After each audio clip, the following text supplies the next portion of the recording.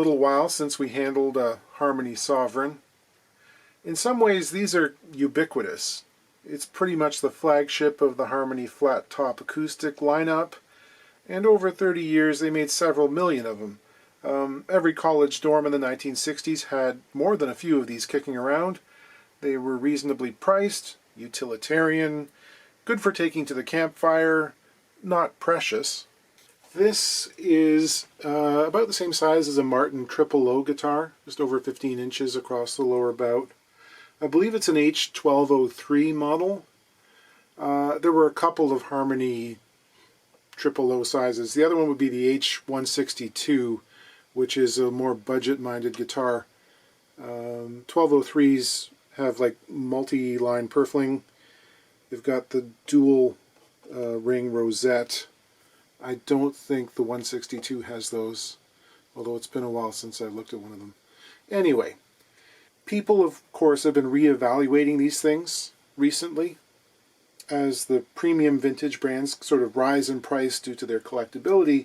A lot of them are getting to the point where they're out of reach and these things start to look more desirable. I'm not sure how much of this relates to a marketing strategy on the part of certain dealers, or maybe it's an organic appreciation for what was really the last real American-made budget guitar. Because these things, they'll never be rare. Their value can't be based on scarcity. Certain things about this one suggest to me that it's probably from the mid-60s. I haven't been able to find a date code inside because it's too dusty in there right now. We'll check a little bit later. But it has that sort of 1960s feel. It's got a truss rod, and just the woods and everything seem mid-60s. The main selling point on these things is that the materials used in them are superb. And it's true, you're not going to get like a Brazilian rosewood fingerboard, and the Honduras mahogany from which the bodies are made has risen in price and is getting scarce. You know, it's on certain treaty lists. This used to be the economical choice, not so much anymore. So it's got good wood. However, it's important to recognize that material is only one part of the instrument building equation. You also have the instrument's design and the degree of care and precision that goes into carrying out those design parameters. These were built fast. The bracing design facilitates that, as does the assembly process. You know, there's glue splashed around everywhere inside, and things like the brace carving and the interior fit and finish are pretty rough. This is your classic Sovereign. It's been beat up. It's been repaired a bunch too. Some of those repairs are done in a way that makes me wonder if they're going to cause some serious obstacles for me. Let's get some measurements first and we'll talk about it. Action is a pretty tough 8/64, 8 and a bit on the bass side, and 7/64 on the treble. It comes to me in open D, so, you know, finger picker's guitar, and this is, yeah, kind of stiff. Neck relief is about 10 thousandths, not too terrible. So it's the age-old story. High action, low saddle, not much left there. And this is, of course, a classical style bridge. It's a top loader. It's maybe a little bit wider than your average Spanish style classical. I have to be a little bit careful when it comes to these guys in terms of saddle height, because we don't want an outrageously tall saddle in these. The bridges just don't stand up to it, you know. These again are a through saddle, and too tall, too much leaning pressure, and the front of the bridge snaps off. So we want it taller than it is, but not too much taller. I mentioned previous repair work, and there seem to be a number of different things done at different times. That looks like a relatively recent nut, and those are not the original frets. It's had a refret. For some reason, it's missing a number of dot inlays. They just went away, I guess. There's also lots of evidence of a previous attempt at a neck reset. The surface of the soundboard on either side of the fingerboard extension, you see there's a bunch of abrasions and missing finish. That's usually the hallmark of a beginner. Just not cognizant of what the palette knife is doing as you're trying to get the extension off and you're just scraping the finish up. And also if there's steam being used that gets loose, this area is pretty susceptible. The finish can get damaged from the steam. There's also a great big crack that runs from the heel up into the upper bout here. It's possible that's due to impact, but I think it's more likely that it happened when someone tried to pull the neck out of the pocket before it was ready, got stuck, and then pulled the side apart. You can see there's missing finish on the heel end. This often happens when the steam condenses and starts to drip off in this area. I can see evidence of missing finish too from lots of things, and there's a number of different cracks and such. There's also this patch of mahogany that was inlaid into the side area as well. I'll say it again, these instruments, they were not designed to be disassembled. We're at a stage now where people assume that removing necks is a simple process, but that has not been the case until very recently. And I'll cop to my share of the blame in making this seem easier than it looks. So much so that I get emails from people thinking that they can, grab Grandpa's guitar and perform a neck reset as their very first experience in guitar repair work. They assume it's going to turn out fine because they've watched a video or two. The other day someone started asking questions, including, I don't want to invest a bunch of money in tools I might never use again. Can I just use a regular household iron and a kitchen spatula rather than your fancy knives? You can imagine my response. This kind of work, it's not like automotive repair, where things are engineered and put together with fasteners. The repair work, it's not a linear process where if you do one thing, the next thing is evident and it's just a predictable sequence. In reality, it's a flow chart, that starts off with, number one, do this. Number two, did that work? If yes, you now have 3 options. Pick one. If no, you have 2 other options, each of which then has like 3 possible outcomes. So the flow chart gets very big very quickly. And most of these procedures require some practice before you get proficient. There's feel involved in, separating glue joints. There's sensory feedback. Experience is important. So if I was teaching an apprentice, neck resetting would probably show up in the 3rd year of a 4-year program. This is not for beginners. It's not really a job for the casual hobbyist at home, at least on an instrument that you care about. And these harmonies were the training vehicle for a lot of repair people for a lot of years. So it's not unusual to find them with this kind of work done. The perception that they're more valuable now means that I'm going to be doing a neck reset on a guitar that's had a previous neck reset. And just looking at the inside, I can tell there's a whole lot of glue that's dripped down in and around this area. Big gobs of yellow glue, carpenter's glue. So I'm pretty sure that this heel pocket is going to be completely filled with glue again. Who knows what else is in there? We're lucky in that it appears that the heel did not break. Usually when you see a crack like this, the heel is also broken, and oftentimes the neck block itself. That's okay. The other thing is we've got a mahogany neck on this guy rather than a poplar one, which the poplar necks are far more fragile. They're more prone to splitting. The mahogany is very stable, and it tends to do better when it comes time to reset.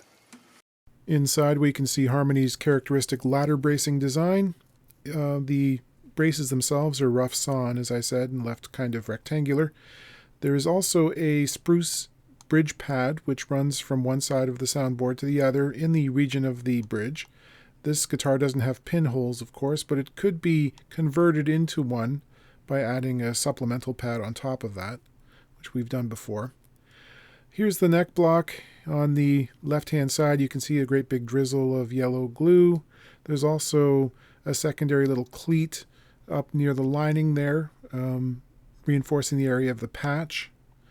The brownish red glue you see is hide glue, which has been modified with urea.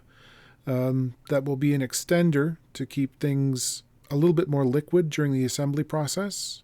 In the area under the fingerboard extension, we can see that there is a cleat between the transverse brace and the neck block, protecting what was probably a crack. By the way, if you hear hammering in the background, it's because the house next door is into month 21 of its renovation, and they're still using hammers. So, marks on the surface here from someone prying back and forth, digging into the surface of the spruce. Spruce is not a particularly hard wood. The finish on Harmony guitars is lacquer, but it's very thin in comparison to some other makers. They just didn't use a whole lot, and it oftentimes sinks into the grain lines. So it's almost like a bumpy road, you know. If there's a rut in the road, you go over it and it starts to, you know, magnify every time you do, getting deeper and deeper. So you just have to be careful. This is why I use this little piece of plastic sheeting. It's maybe 0.08 of an inch thick, like 0.2 millimeters or something, and it just gives me something to rub against. Now the spatulas are very thin. They're not super sharp, but they're just thin. And no, you could not use a kitchen spatula for this. So I'm assuming this was put together with yellow woodworking glue. See, I'm starting here at this end, next to the joint. There's usually a little bit of a space up here, just the way it happens when you've put a neck that's angled relative to the face of the soundboard. There's usually a tiny little gap here, which is easier to slip the knife in. What's easier, yellow woodworking glue or hide glue? Hide glue, you get it hot and dry, it's very crispy, and it just sort of crackles, snaps open. Yellow woodworking glue is very rubbery, even when you heat it up, and you're pushing into it and you'll feel it. It's just like pushing into rubber. So usually it takes a bit more effort. Now this has been heating up for about 15 minutes. You do want to give it some time for the heat to penetrate in. Looking at the inside, there was that cleat, which suggests that the last person had some issues with runout maybe, and the blade dipped through the soundboard. This piece of wood here, there's not a lot of visible runout. It's a pretty cleanly split board. There isn't a huge color difference between one side of the soundboard and the other. It'll still be there, but in this case, I don't think I have to worry too much about it. The best way of handling this would be to come this way, straight along. In practice, it's not always the easiest.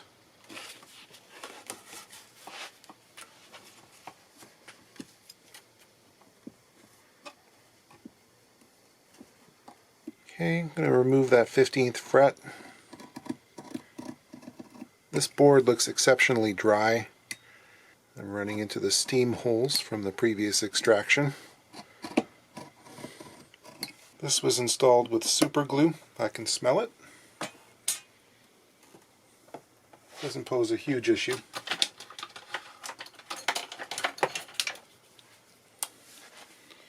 Mark the base side. I'm using a drill bit that's 5/64 of an inch. I don't think it matters too much as long as it's slightly bigger than the heat probes and optimally smaller in diameter than the fret is wide, obviously. Okay, so drilling the holes, I'm going to follow the heel, the angle, and I'm going to go straight down. Usually that will hit the pocket that's between the end of the dovetail and the front of the neck block there.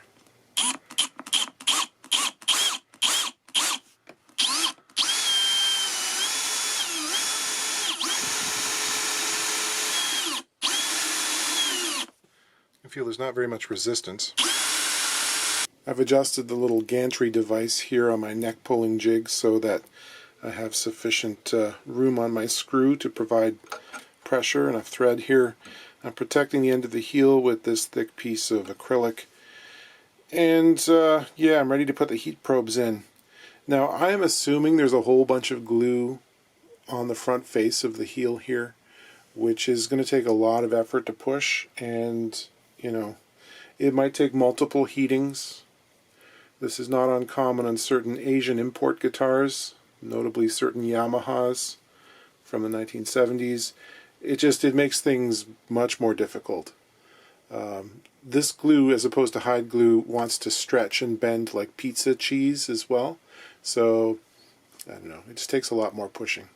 A quick experimental wiggle before I put any heat on it, and I can see there's absolutely no movement. It's very solid.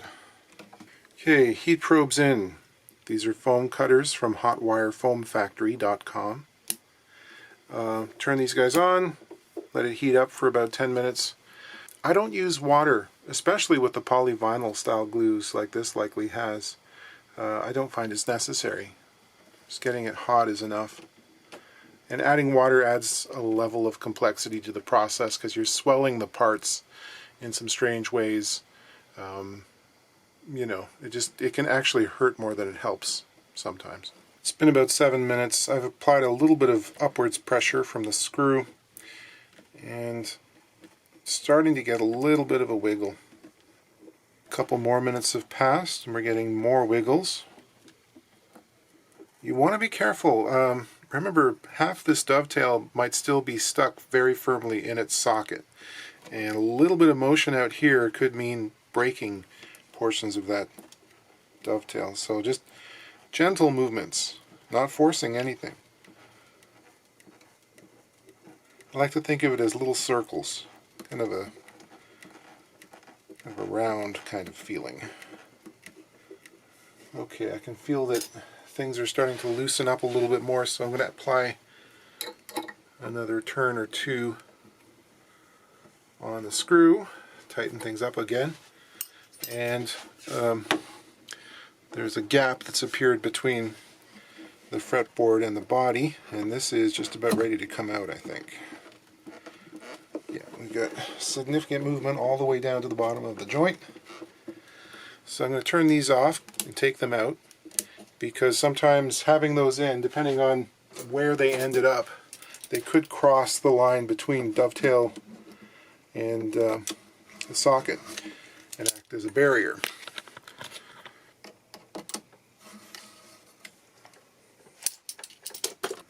Another turn or two. I want to keep some pressure on the bottom of the heel so things don't fall apart in a violent fashion. There we go. So, yeah, some big shims. It's kind of rough. Got these two channels that were excavated on either side, which are full of glue. These channels don't have to be that deep, especially at the top end here. And in fact, over time, if there isn't enough material, you know, sort of between the edge and wherever it stops there, you're going to end up with enough of a space that it can collapse with string tension. It just basically crushes. So I generally don't remove very much material at all on this end, because very little material is going to be removed up here. So I'm just going to basically clean out the glue, take a couple of strokes down here on both sides. Can you see how deep those channels are? It's unnecessary. Now might be a good time to replace this missing binding. It broke right through the 15th fret marker. I'm going to get rid of it past that and replace the marker. I'm also going to make a scarf joint, which is an angled cut. Actually, I can see there's a fragment, a flake, which came off the bottom of the fretboard, so I'll do it right at the joint here. And again, doing an angled cut is usually easier to make sort of look graceful rather than a butt joint.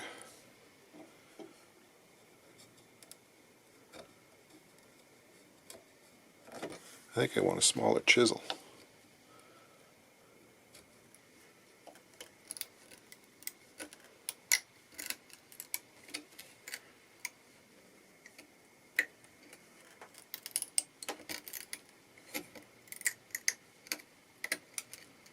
Here's a chunk of vintage binding off an old guitar.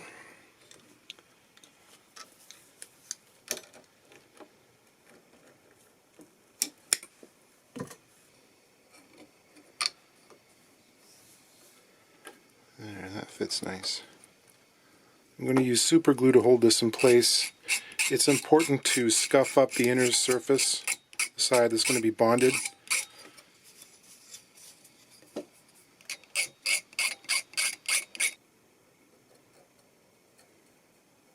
It's a very good possibility I'm going to bond my fingers to something here, but it's okay. You can lose skin off your fingers with no problem. It'll grow back.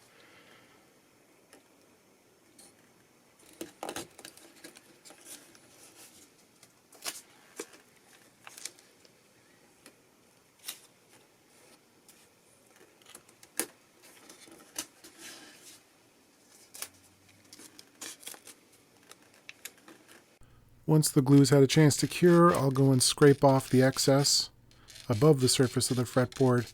This is essentially what I would be doing if I was undertaking a Gibson style fret job with nibs.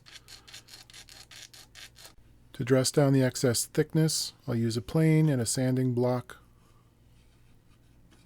Then of course it's time to correct the neck angle by pulling the sandpaper through the joint.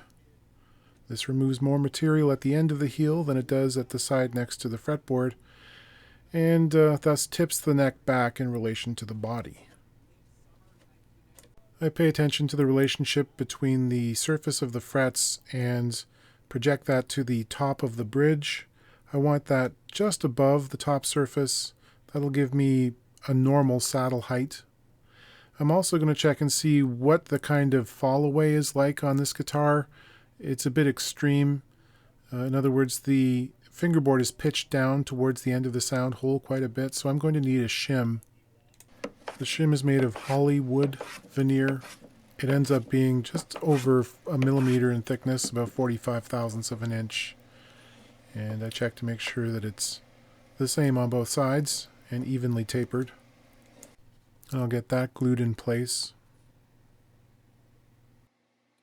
I use clamping cauls on both sides, one to protect the frets and the other to distribute the clamping pressure over the entire shim.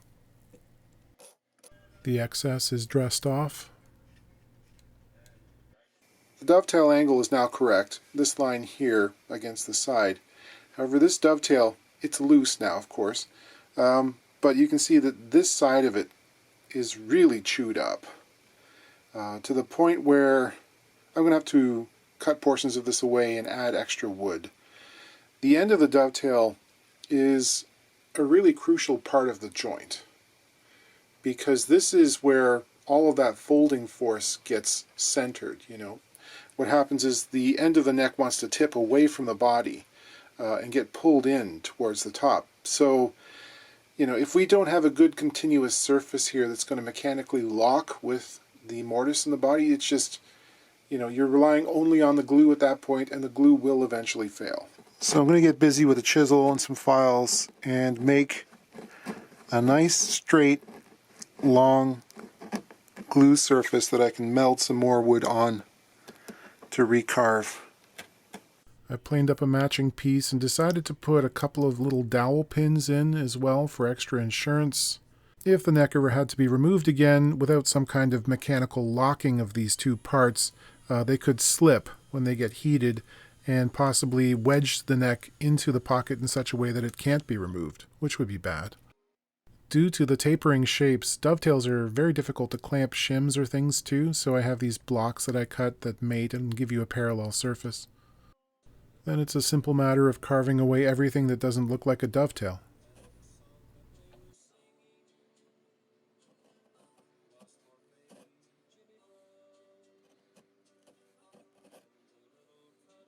Still not pretty, but it functions and locks in place perfectly.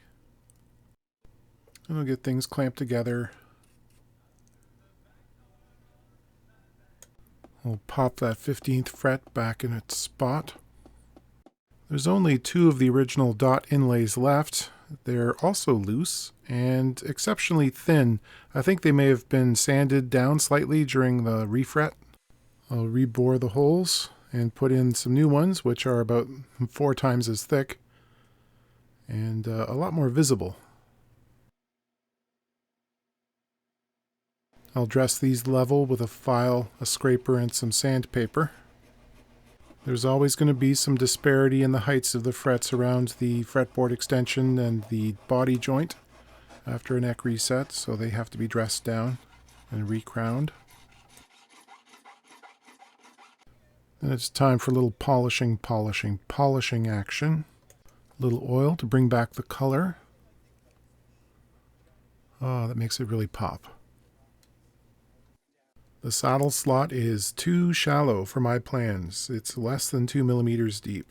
So I set up my saddle cutting jig to deepen the slot.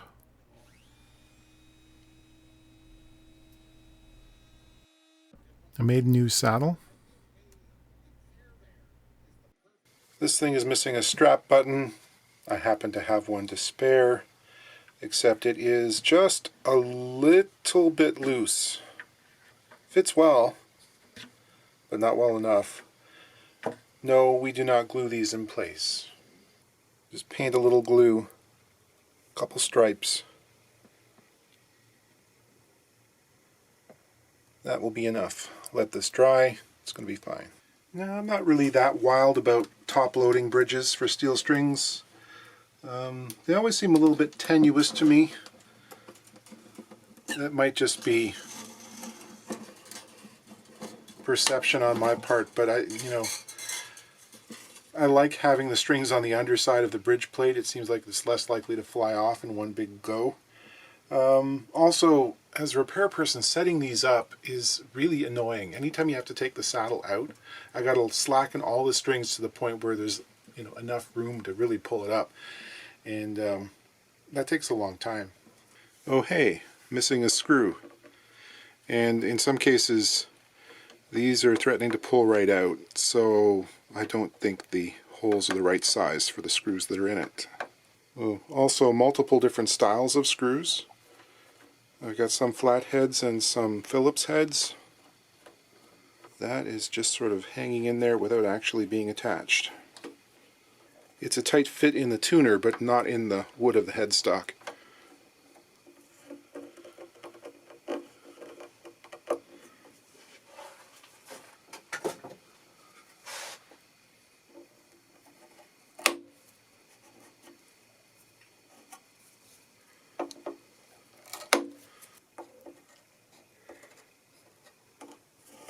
Try not to drill all the way through the headstock. At least we can make them all Phillips.